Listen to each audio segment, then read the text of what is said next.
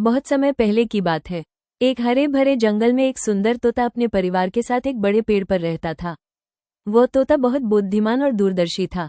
उसका रंग हरा, चोंच लाल और आवाज बहुत मीठी थी। वो जंगल के अन्य पक्षियों और जानवरों का प्रिय मित्र था। तोते को किताबें पढ़ने और ज्ञान की बातें सीखने का बहुत शौक था। वो अक्सर जंगल के छोटे जानवरों और पक्षियों को कहानियां और नैतिक शिक्षा देता था। सभी उसे विद्वान तोता कहते थे। एक दिन एक शिकारी जंगल में आया। उसके पास एक बड़ा जाल और दाना था। उसने जाल बिछाया और उसमें चावल के दाने फैला दिए।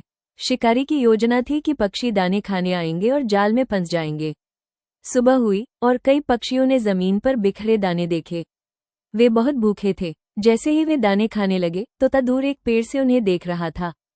उसने जोर से चिल्लाया, रुको, ये कोई सामान्य दाने नहीं है, ये शिकारी का जाल है। इसमें मत फंसो। लेकिन पक्षी तो भूख से परेशान थे। उन्होंने तोते की बात को नजरअंदाज कर दिया और दाने खाने लगे। कुछ ही मिनटों में जाल खींच गया और सभी पक्षी उसमें फंस गए। शिकारी बहुत खुश हुआ, लेकिन तभी तोता उड़कर उनके पास आया। शिकारी ने सोचा कि अब ये तोता भी पकड़ा जाएगा, लेकिन तोते ने हिम्मत नहीं हारी।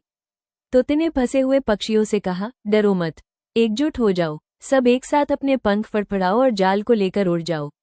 अगर तुम सब मिलकर कोशिश करोगे तो बच सकते हो। पक्षियों ने तोते की बात मानी।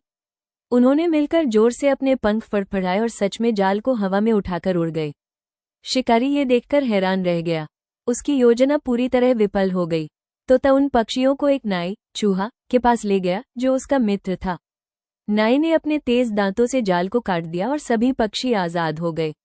मॉरल ऑफ द स्टोरी, एकता में बल है। संकट के समय डरने के बजाय मिलकर काम करें तो कोई भी समस्या बड़ी नहीं होती। तोते की समझदारी और पक्षियों की एकता ने उन्हें मुसीबत से बचा लिया।